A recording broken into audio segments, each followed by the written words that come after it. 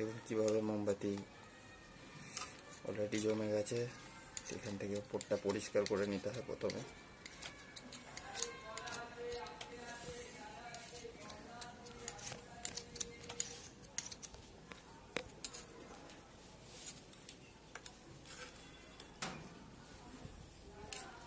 এবং off white মোমবাতি কীভাবে তৈরি করতে হয়, এত সুন্দর ফিনিশিং। সব ধরনের মেটেরিয়াল